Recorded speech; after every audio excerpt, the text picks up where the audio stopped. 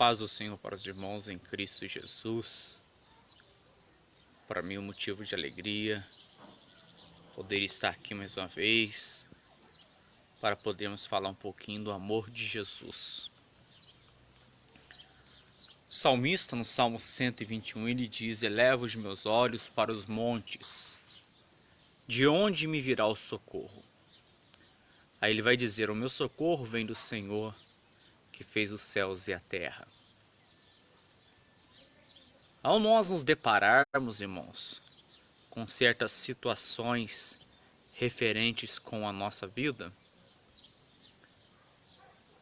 é muito difícil para nós muitas vezes entendermos tais situações pela qual nós temos que enfrentar no nosso dia a dia. Mas a palavra de Deus no livro de Eclesiastes, ela vai apontar e vai dizer que debaixo deste céu não existe nada do que não haja feito ainda. Tudo o que existe já aconteceu, ou por A, ou por B, ou por alguém, por algum conhecido, ou por alguém não conhecido de você. Então, situações aparentes que nós nos enfrentamos ao decorrer da nossa história e da nossa vida, nessa pequena passagem sobre a face dessa terra, é bom nós deixarmos algumas coisas marcadas para talvez a geração futura que virá após a gente. Se a gente não pode influenciar talvez um povo, uma família, ou alguma coisa, ou alguém que sempre está por perto da gente, que nós possamos sermos influenciadores da nossa própria casa. Certa vez eu vi uma reflexão que dizia de que um pai, ele estava andando com seus filhos. E por sua vez, a palavra, trazendo um ensinamento, ele disse para o seu filho: cuidado aonde que você está pisando, para que você não venha cair e se machucar. Aí o filho, reclinando a cabeça para cima, olhou para o pai e disse: Pai, quem tem que tomar cuidado aonde você está pisando é você, porque eu estou apenas acompanhando os teus passos. Ou seja, muitas vezes os nossos filhos, eles constantemente estão a nos vigiar 24 horas. Eles podem estar interligados com alguma coisa, assistindo talvez alguma coisa, mas eles estão constantemente a nos olhar. E o salmista então ele vai expressar: eu elevo os meus olhos para o monte, de onde me virá o socorro? Talvez nas situações que nós passamos, pelas dificuldades que sobrevêm sobre as nossas vidas, nós olhamos para talvez todos os lugares e perguntamos a Deus de onde virá o nosso socorro. É muito interessante pararmos para analisarmos esse texto das Sagradas Escrituras, porque é normal, quando a situação sobrevém sobre as nossas vidas, nós olharmos para vários tipos de vertentes. Talvez algumas poderiam resolver o problema aparentemente ou não, mas a verdade é que nós olhamos para algo. E em sua maioria das vezes nós olhamos para aquilo que é passageiro, temporal, e acaba fazendo com que nós recebemos talvez um certo milagre por um pequeno instante, por um pequeno momento. Mas o salmista ele expressa dizendo: eu elevo os meus olhos para os montes. Olhar para os montes é olharmos para as situações que nós estamos passando e tentarmos tirar dela alguma conclusão para que nós possamos prosseguir. Porque parado nós não podemos ficar. Da maneira que muitas vezes a situação chega, nós não temos condições mais de ficarmos da maneira com que a mesma tem se aprontado. Então o salmista ele vai dar a receita para nós. O meu socorro, ele vem do Senhor, que fez os céus e a terra. Você conhece quem fez os céus e a terra? Os céus e a terra, segundo o cientista, foi criado pelo Big Bang, por uma explosão. Mas quando nós abrimos as Sagradas Escrituras, nós conhecemos, através da palavra de Deus, que existe um Deus que criou céu, terra, mares, criou os animais, criou as ervas, criou o homem. E no sétimo dia ele descansa. Se existe um detalhe que é muito importante nas nossas vidas, e esse detalhe está prescrito nas Sagradas Escrituras, é sobre o descansar. Muitas vezes nós tentamos descansar e nós não conseguimos devido a tantos problemas que sobrevêm sobre as nossas vidas. Mas a Bíblia ela dá uma receita, lançando sobre ele todas as vossas ansiedades, porque ele tem cuidado de vós. Quem é ele? Este alguém se chama Deus. É lançando sobre Deus todos os nossos cuidados, as nossas preocupações, as nossas necessidades.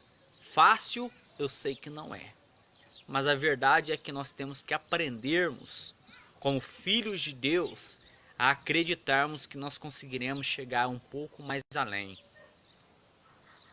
Que as circunstâncias que nós estamos vivendo agora, hoje, elas podem ser revertidas no dia de amanhã, mais no futuro.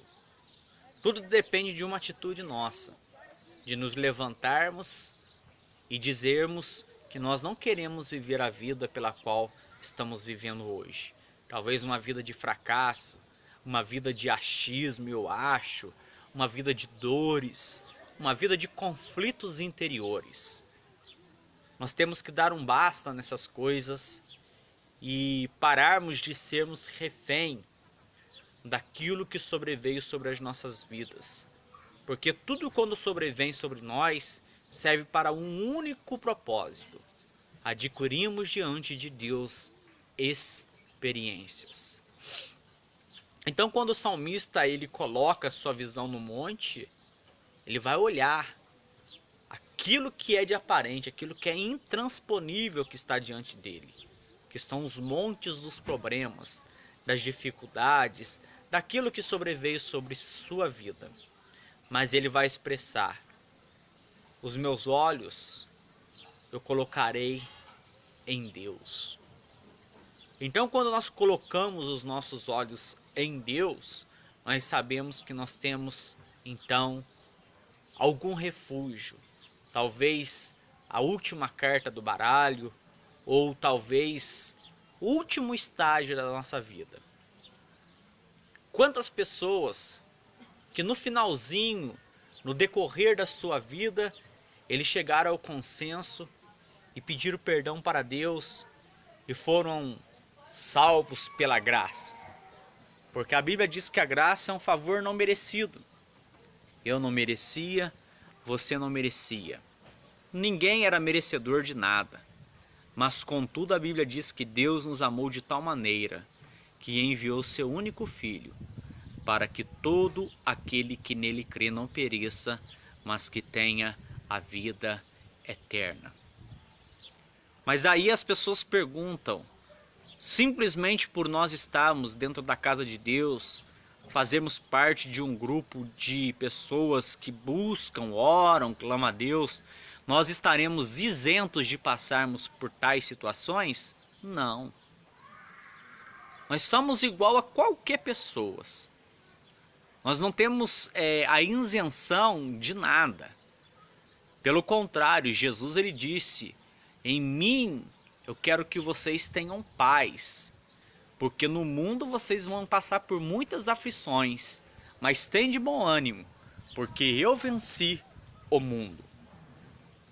Quando a Bíblia fala que Jesus ele venceu o mundo, a Bíblia está expressando que Jesus ele venceu tudo aquilo que para um simples mortal seria difícil de vencer. Se ele venceu foi para que nós pudéssemos adquirirmos força, muitas vezes da onde não tem, para que nós possamos sermos mais do que vencedores em Cristo Jesus. Jesus, ele sempre tem uma palavra de consolo. Jesus, ele sempre tem uma palavra aberta para te expressar. Jesus, ele sempre está ao seu lado.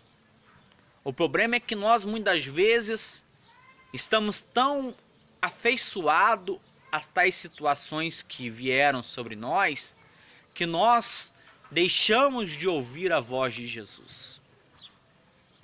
A Bíblia fala que Jesus, logo quando ele está para ser assunto ao céu, ou ser levado ao céu, ele chega diante dos seus discípulos e dá as suas coordenadas para os discípulos. Eles deveriam ficar em Jerusalém, até que do alto eles seriam revestidos de poder. Tudo isso se sucede. Mas depois a Bíblia diz que Jesus, ele aparece aos seus discípulos por 40 dias. E quando ele está na terra, a Bíblia diz que estavam dois homens, dois discípulos, indo para o caminho chamado Emaús. E quando eles estavam pelo caminho chamado Emaús, os dois discípulos estavam trocando conversas entre eles, dizendo a respeito de Jesus. Por quê? Porque Jesus, ele veio como um cordeiro pascual para sacrificar a sua vida por nós pecadores. Então, havia uma promessa de que ele haveria de ressuscitar ao terceiro dia. E o prazo da validade não havia terminado, mas já era tarde. Então, por ser tarde, eles estavam andando. E quando eles estavam andando, a Bíblia diz que o mesmo Jesus veio e parou do lado dele. E eles continuaram andando até a aldeia de Emaús, onde ambos moravam. E quando Jesus está andando com eles, aí eles começam a testificar do que estava acontecendo. Aí Jesus pergunta para ele: que palavras são essas que vós estão trocando pelo caminho? Aí eles vão virar para Jesus e vai dizer: és tu só um peregrino aqui em Jerusalém? Será que você não sabe o que tem ocorrido, o que tem acontecido nesses últimos dias a respeito de Jesus, o Nazareno, a qual nós pensávamos que era ele que haveria de redimir os israelitas? Aí Jesus foi só ouvindo e caminhando com eles. É aí que eu chamo a atenção, que muitas vezes os problemas fazem com que nós não conhecemos a voz de Jesus, a voz de Deus, quando ele está falando com a gente. Eles estavam muito preocupados com a morte e ressurreição de Jesus. E eles deixaram de acreditar que ele haveria de ressuscitar. Então a Bíblia diz que já era tarde e eles chegaram no seu destino. E Jesus, ele fez com que ia um pouquinho mais à frente. Aí eles constrangeram a Jesus a ficar com eles, dizendo: fica conosco, porque já se faz tarde. A Bíblia diz que Jesus, então, ele entra na casa deles e eles, num ato que sempre eles faziam de comer à mesa, no ato de partir o pão, a Bíblia diz que abriram-se os seus olhos. Eles estavam com os olhos como que fechados, sem entendimento daquilo que eles estavam passando. Mas quando abriram seus olhos, a Bíblia diz que um deles vai dizer assim: porquanto não ardia em nós o nosso coração, quando pelo caminho ele nos expunha as sagradas escrituras? Então, eles tiveram o privilégio. Jesus estava do lado dos dois discípulos ao caminho de Emaús. Mas os problemas aparentes fizeram com que eles conversassem com Jesus, mas não entendessem que era Jesus naquele momento. Eles só vieram a ter a compreensão de quem era Jesus quando Jesus parte o pão. Partir o pão significa ter comunhão com ele. Existe uma coisa que as pessoas dizem por aí: E é uma coisa muito séria isso aí e muito errada, porque nós aprendemos isso aí de tempos antigos, que todo mundo vai para o céu. Então eu te pergunto para você, se todo mundo vai para o céu, por que nós não dizemos de pessoas que violentaram crianças, pessoas que tiraram a vida de pessoas inocentes por algum motivo ou outro? Essas pessoas, se elas se arrependerem do seu pecado e pedirem perdão para Deus, com certeza elas irão para o céu. Mas se elas na prática do ato morrerem nesses atributos, infelizmente eles não irão para o céu. Então nós, quando alguém morre, é bem notório de nós dizermos, descansou, foi para o céu. Mas muitas vezes não é assim. A Bíblia diz que o final da vida, tanto do ímpio como do cristão, não é com a morte deste corpo físico. Existe ainda uma segunda morte. E essa morte é a mais terrível. É a morte aonde nós não teremos uma segunda oportunidade. Hoje, enquanto nós estamos com vida, nós temos a oportunidade de recorrermos a Deus e pedirmos a Deus a sua misericórdia. Mas chegará um dia, esse dia está muito próximo, pelo que nós temos visto, pelo cenário, pelo que a palavra de Deus está dizendo, que os dias são muito breves. E a Bíblia diz que por multiplicar a iniquidade, o amor de muito iria se esfriar. Tantas coisas que têm ocorrido no mundo nos dias de hoje, que há 10 anos atrás nós não víamos. Isso tudo é cenário de que Jesus ele voltará.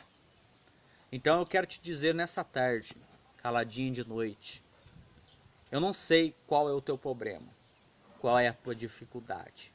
O salmista expressa: eu elevo os meus olhos para o monte, mas de onde me virá o meu socorro? Acredite nisso e viva por isso. Faça como o salmista. O meu socorro vem do Senhor, que fez os céus e a terra. O meu socorro vem de Deus. O meu socorro vem de Jesus Cristo e do nosso amado Espírito Santo. O nosso socorro vem dele. Todos os momentos que nós clamarmos a ele, ele virá de encontro com as nossas necessidades. Que Deus te abençoe nessa tarde, em nome de Jesus.